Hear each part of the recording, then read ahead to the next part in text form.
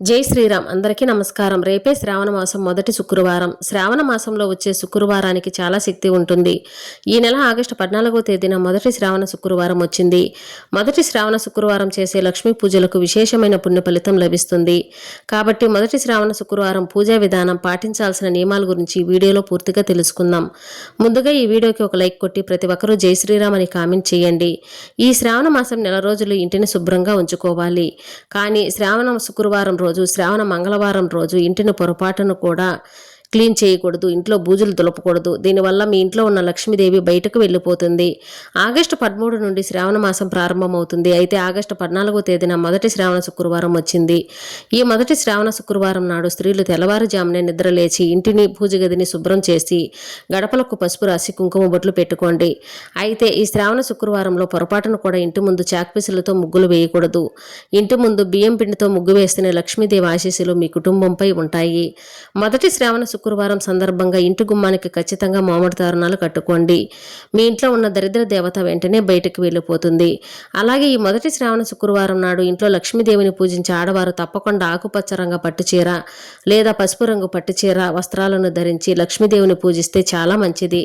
మొదటి శ్రావణ శుక్రవారం పూజ కోసం అమ్మవారి విగ్రహం లేదా అమ్మవారి రూపు, ఎర్రని గులాబీ పూలు, అలాగే పూజా సామాగ్రి ముందుగానే సిద్ధం చేసుకొని పెట్టుకోండి. ఈ శ్రావణ మాసంలో లక్ష్మీదేవిని ఎక్కువగా పూజిస్తాం కాబట్టి ప్రతి ఒక్కరూ ఒక చిన్న లక్ష్మీదేవి విగ్రహాన్ని తెచ్చుకొని పూజ గదిలో పెట్టుకోండి.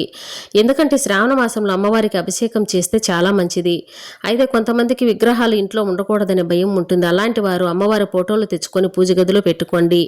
మీ పూజ గదిలోనే ఒక చిన్న చెక్కపీఠాన్ని వేసి ఆ పీఠం పైన బియ్యం పిండితో అష్టదళ పద్మం ముగ్గు వేసి ఎరుపు లేదా పసుపు రంగు వస్త్రాన్ని పరిచి దానిపైన లక్ష్మీదేవి పటాన్ని కానీ లక్ష్మీదేవి విగ్రహాన్ని కానీ ప్రతిష్ఠించండి. అలాగే శ్రావణ శుక్రవారం పూజలో ఖచ్చితంగా కలశాన్ని ప్రతిష్ఠించాలి. ఒక కలశంలో నీళ్లు పోసి ఆ నీటిలో చిటికెడు పసుపు, ₹1 బిళ్ళను వేసి కలశం పైన కొబ్బరికాయను పెట్టండి.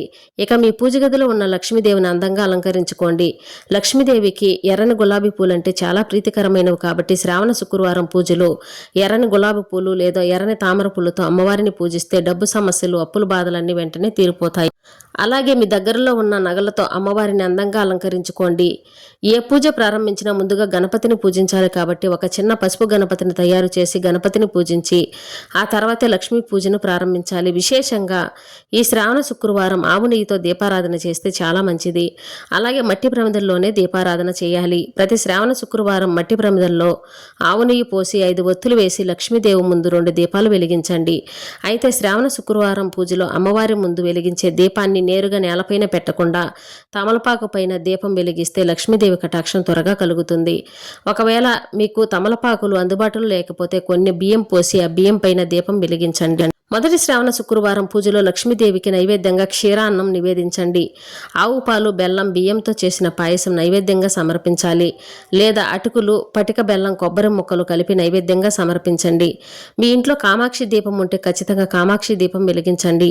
ఒక ప్లేట్లో బియ్యం పోసి తమలపాకు పెట్టి కామాక్షి దీపం వెలిగిస్తే చాలా మంచిది.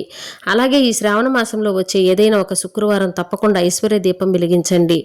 ఐశ్వర్య దీపం అంటే ఉప్పు దీపం. ఒక పెద్ద మట్టి ప్రమిదలో ఉప్పు పోసి ఆ ఉప్పు పైన మరో చిన్న మట్టి ప్రమిద పెట్టి ఆవు నెయ్యి పోసి ఒత్తులు వేసి దీపం వెలిగించండి. దీన్నే ఉప్పు దీపం అని అంటారు. ఈ దీపం వెలిగించడం వల్ల మన ఆర్థిక సమస్యలన్నీ వెంటనే తొలగిపోతాయి. ఈ ఉప్పు దీపాన్ని అమ్మవారి పటం ముందు మాత్రమే వెలిగించాలి. అలాగే అమ్మవారికి ఇష్టమైన జవాది పొడిని కూడా పూజలో పెట్టుకోండి. ప్రతి శ్రావణ శుక్రవారం లక్ష్మీదేవిని ఖచ్చితంగా తాంబూలం సమర్పించాలి. 2 తమలపాకులు, 1 అరటిపండు, ₹1 బిళ్ళ పెట్టి లక్ష్మీదేవికి తాంబూలంగా సమర్పించండి. అలాగే ఈ శ్రావణ మాసంలో తప్పనిసరిగా 5 గోమతి చక్రాలు తెచ్చుకోండి. గోమతి చక్రాలకు పసుపు రాసి అమ్మవారి పాదాల వద్ద పెట్టి పూజించి ఆ తర్వాత ఈ గోమతి చక్రాలను మీ బీరువాలో పెట్టుకుంటే ఇక ఈ సంవత్సరం అంతా ధనానికి లోటు లేకుండా లక్ష్మీ కటాక్షం కలుగుతుంది. ఇక సుగంధ ద్రవ్యాలైన యాలకలంటే లక్ష్మీదేవికి చాలా ప్రీతికరమైనవి కాబట్టి ఒక దారానికి పసుపు రాసి 21 యాలకలను దారానికి గుచ్చి యాలకల మాలగా తయారు చేసి లక్ష్మీదేవి విగ్రహానికి కానీ లక్ష్మీదేవి చిత్రపటానికి కానీ వేయండి. ఈ శ్రావణ మాసం నెల రోజులు అమ్మవారి పటానికి యాలకల మాల వేసి పూజ చేస్తే ఇక మీకు పట్టిందల్లా బంగారమయం అవుతుంది. మీ పూజ గదిలో లక్ష్మీదేవి విగ్రహం ఉంటే శ్రీ సూక్తం చదువుతూ లేదా శ్రీ సూక్తం వింటూ అమ్మవారి విగ్రహానికి కుంకుమార్చన చేయండి. చాలా మంచిది. విశేషంగా ప్రతి శ్రావణ శ్రావణ శుక్రవారం ఆవు పాలతో లక్ష్మీదేవిని అభిషేకిస్తే అఖండ రాజయోగం కలుగుతుంది. అలాగే అష్టోత్తర శతనామావళి చదువుతూ మారేడు దళాలతో లక్ష్మీదేవిని పూజిస్తే 7 జన్మల పాపాలన్నీ వెంటనే తొలగిపోయి మోక్ష ప్రాప్తి కలుగుతుంది. ఇక పూజ ముగిసాక ఖచ్చితంగా లక్ష్మీదేవికి నమస్కారం చేసుకుని కొబ్బరికాయను పగలకొట్టండి. మీ మనసులో ఏదైనా కోరుకుని లక్ష్మీదేవికి కొబ్బరికాయను నివేదిస్తే మీ కోరిక ఖచ్చితంగా నెరవేరుతుంది. ప్రతి శ్రావణ శుక్రవారం మీ ఇంటికి ముత్తైదువులను పిలిచి కాళ్ళకు పసుపు రాసి తాంబూలం ఇవ్వండి, చాలా మంచిది. అలాగే ప్రతి శ్రావణ శుక్రవారం తులసి కోటను తప్పక పూజించాలి. తులసి కోట ముందు ముగ్గు వేసి ముగ్గుపైన నెయ్యి దీపం వెలిగించి తులసమ్మను పూజిస్తే 33 కోట్ల మంది దేవతల ఆశీర్వాదం వెంటనే లభిస్తుంది. శ్రావణ శుక్రవారం తులసికి ప్రదక్షిణాలు చేస్తే మనం తెలియక చేసిన పాపాలన్నీ తొలగిపోయి సుఖ సంతోషాలు చేకూరుతాయి. ఇంట్లో పూజ ముగిశాక ఇల్లంతా సాంబ్రాణి పొగ వేయండి. ప్రతి శ్రావణ శుక్రవారం ఇంట్లో పూజ ముగించుకొని మీ దగ్గరలో ఉన్న అమ్మవారి దేవాలయానికి వెళ్ళండి. అలాగే ప్రతి శ్రావణ శుక్రవారం సాయంత్రం సమయంలో ఇంటి గుమ్మం బయట ఖచ్చితంగా 2 దీపాలు వెలిగించండి. శ్రావణ శుక్రవారంలో ఇంటి ముందు దీపాలు వెలిగిస్తే లక్ష్మీదేవి వెంటనే మీ ఇంట్లోకి ప్రవేశిస్తుంది. ఇక మీ ఇల్లంతా ఐశ్వర్యంతో నిండిపోతుంది. ప్రతి శ్రావణ శుక్రవారం అమ్మవారిని పూజించే స్త్రీలు ఖచ్చితంగా ఉపవాసం ఉండాలి. అలాగే లక్ష్మీదేవిని పూజించే ఆడవారు ఆకుపచ్చ రంగు మట్టి గాజులు ధరించి అమ్మవారిని పూజిస్తే చాలా మంచిది. ప్రతి శుక్రవారం స్త్రీలు కాళ్ళకు పసుపు రాసుకుని కుంకుమ బొట్టు పెట్టుకుని ఇంట్లో లక్ష్మీదేవిని పూజించాలి. ప్రతి శ్రావణ శుక్రవారం 2 పూట్ల ఇంట్లో దీపారాధన చేసుకోవాలి. ఉదయం మరియు సాయంత్రం ఇంట్లో దీపం వెలిగించి లక్ష్మీదేవిని పూజిస్తే అమ్మవారి అనుగ్రహం తప్పక లభిస్తుంది. ప్రతి శుక్రవారం కలశం పెట్టుకుంటే మరుసటి రోజు ఉదయాన్నే కదిలించండి. అమ్మవారి పీఠాన్ని పెట్టుకుంటే శనివారం కదిలించండి.